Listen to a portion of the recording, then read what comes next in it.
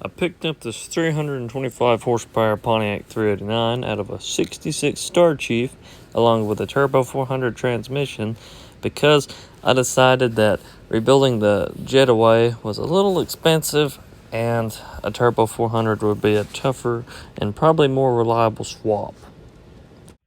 Gonna be testing out some of this super clean in the aerosol can today. Spray a little bit on my Turbo 400. If it's gonna be going in my car, you know, it needs to look the part. Everything else I've been putting in it. Things been sitting in the back of the truck for probably about 30 years. It's covered, but down is it dirty. So we'll coat this real good and pressure wash and see what it looks like after it's sitting. Now it's all foamed up. Time to let it sit for a bit. Before it dries, I'll blast it off of here. First pass with pressure washer. Time for another coat. Do it again. Third or fourth pass, super clean. I'd say it's pretty clean. It's not gonna get much better than that. But it looks a lot better, I think. So guys, I got the transmission down here after pressure washing it. And I'm gonna go ahead and start taking these lines off. Taking these transmission lines off here. I'm gonna take some other stuff off and get this sucker ready to flip over while I put my shift kit in it, new filter, my new front pump seal and all that. So I'm gonna go ahead and start hopping to it. Well guys, I got me a new front pump seal and all that stuff for that. And I got me a new AC Delco filter for this transmission so I can go ahead and service it. So I'm gonna drain the fluid out of it. I was gonna put a shift kit in it, but the one I ordered is for smoother shifts, which is the exact opposite of what I'd want. I don't even know why they would sell that. So, you know, I ordered an expensive B&M one from the parts store. It's 150 bucks. So I asked for the $60 one, but that's what they ordered me. And it didn't even have everything in the box. And the first day I went to go pick it up, and I said, oh, it's not here yet. Told me it's supposed to be there at 3 and didn't get there till 4. So I went down there today to get it, and it was missing a bunch of stuff. So I'm just gonna let that be a sign that I don't need to put a shift kit in it as much as I wanted one, but it'll be all right. This transmission shifts real smooth, and it'll be all right, I guess. I thought about putting a shift kit in anyways, but it's gonna help me out today. And I'd like to get this transmission at least sitting in my car tomorrow when it's supposed to be pretty. Today it's all nasty and rainy, but figured I'd go ahead and get the transmission ready. And I'm thinking about ordering me a new pan with a drain plug on it. So I don't think this one has that, but we'll see when I flip it over. Really, it's not that bad. Pretty clean in there. Inside the transmission, it looks pretty good. But I'm gonna go ahead and put a new filter in it. New pan gasket. I thought about getting a deeper pan with a drain plug to keep it cooler, which I'll probably do, but that's pretty clean. Transmission turned out being really clean, as it's supposed to only have 18,000 miles on it, and I believe that to be true. I've gotten 2 of the crank bolts, well, not crank bolts, but torque converters out. This top one, I ain't got much room to get it out. I'm just gonna have to keep working on it. I done broke it loose with the open end, luckily.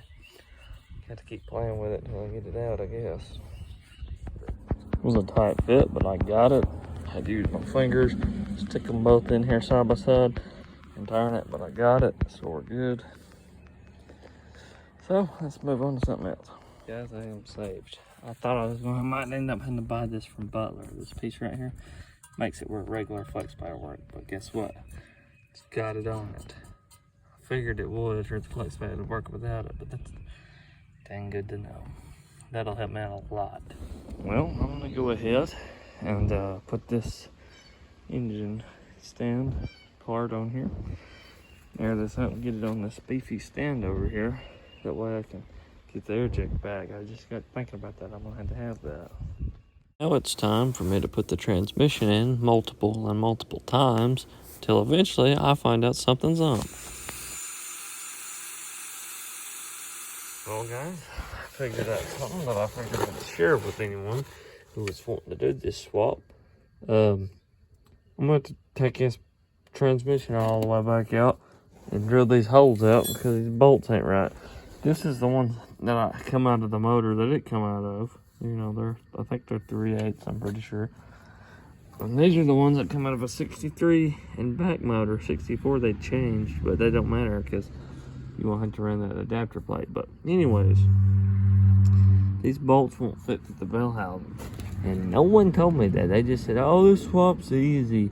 So I'm gonna have to pull the transmission out, drill out the holes, and then so far so good. I hope this drill bit holds in, but I got these drilled out here. 3 more to go. So guys, I get everything bolted up for the second time after, well, first time really, but I went to bolt the bolts up for the torque converter, and the torque converter does not freely spin, and when I spin the flex plate, it spins too. And come to find out, no one told me this, and no one hardly knew this. I had to research this, and a good buddy of mine is the one who told me that, and I researched it, and it's true.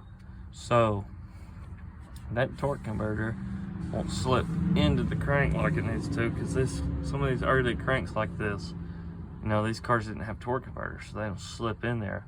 Mainly just the 4-speed cars had the hole drilled in it. So to put a 4-speed in here, I'd run into an issue and have to use a different kind of bushing. So I'm gonna have to get a higher stall torque converter because they're smaller. Because most of them's flat on this edge up here, right up in there. This one's got like a bump on it. So I'm gonna have to pull all this back out and test fit another one. Crankshaft still has a hole though. I just decided to use this Turbo 350 converter, and the problem I ran into is the holes with the factory flex plate didn't line up. Luckily, I already had one of these. I just had to find it. It's a scat with multiple holes in it, so I can run a smaller torque converter. This one's out of a Turbo 350. That other one's out of a Turbo 400 stock. This will give me a little more stall speed. That way I don't have to buy a new converter. The flex plate is on, same way. But I guess it's time to stab the transmission in here, and hopefully with a smaller torque converter, this time it'll go in there, no problem. Okay, so factory thousands. This is what the hole is.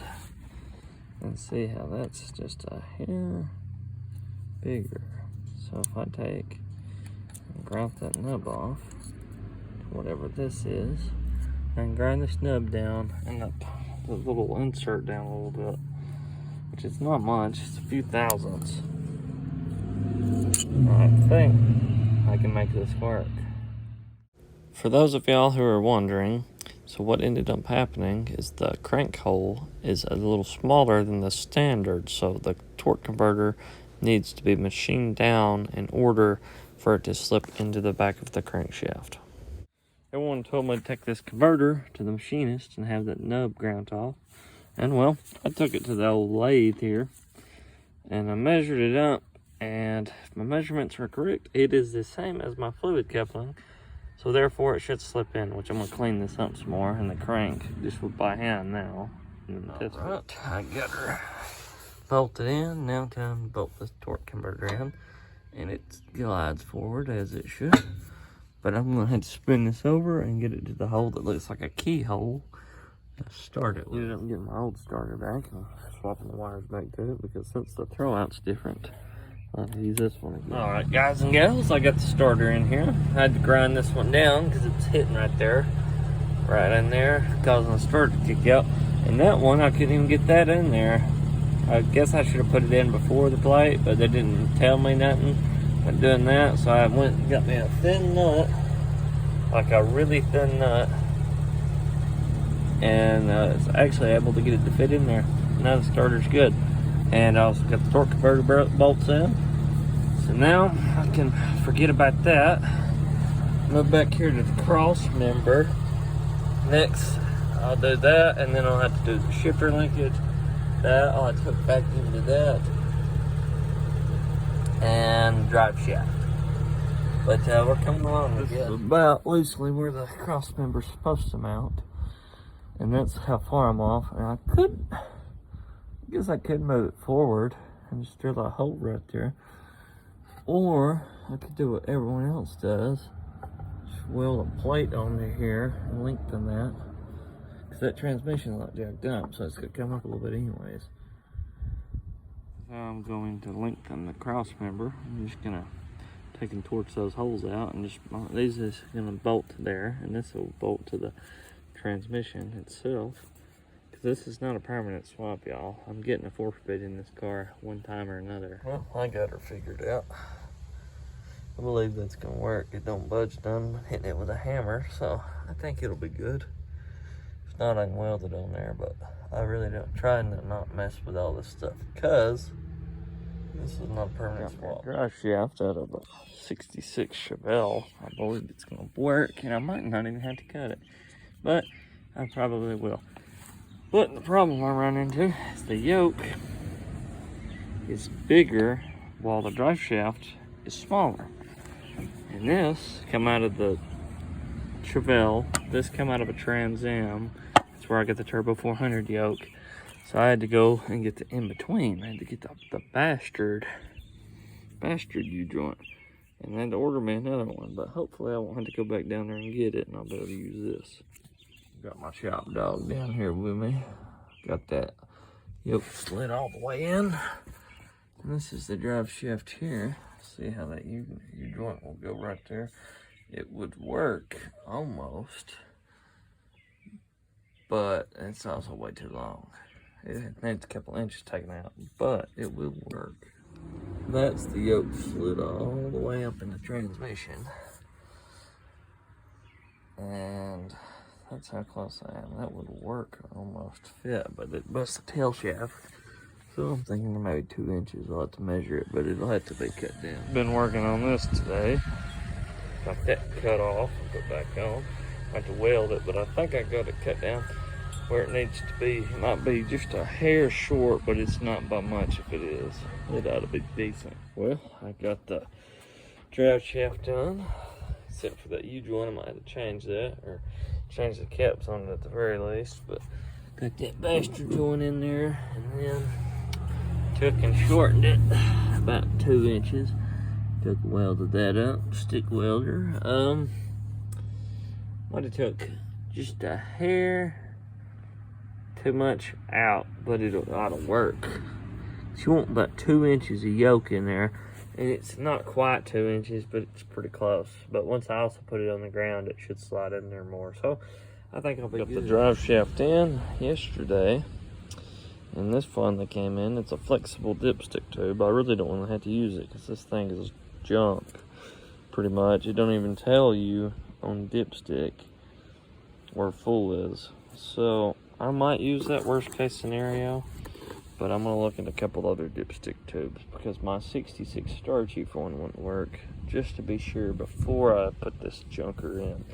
Then all I'll lack is filling up the transmission and linkage and one little thing for the modulator valve, but that won't take just a second. Let's see if I can pick all this up. But just to make a bend like that, it has to go all the way around this whole filter block with these long branch manifolds. Go all the way up like that. So I just tucked it in there. I might zip tie to that. I think I'll take that bracket off the actual tube itself because I don't really want to bolt it to anything. I ended up taking a torch and using the original dipstick tube after bending it because the flexible one, as everyone says, is junk and you can hardly even get it back in after pulling it out. Fella finally got the part for the linkage, so hopefully I can make something work here. I didn't get too much recording of the linkage, but I ended up getting that figured out, even though the shift pattern was different, but it works pretty decent. Until I get a force shifter, which I may not even do. Get the car off the air jacks. Gotta button everything back up under the hood, run it for a little bit, and top off the fluids. So I already put a few quarts in it. And test drive it. Hopefully it all goes good.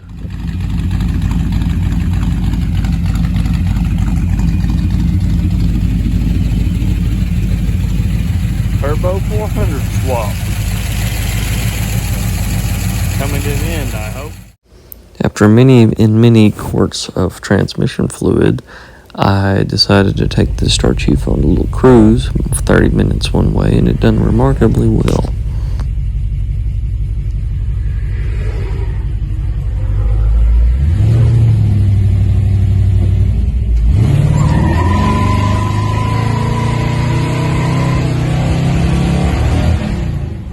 Turbo 400 swap was a success. Now for new tires and front shocks and all the other doodads. Don't forget to like and subscribe, and I appreciate all y'all watching.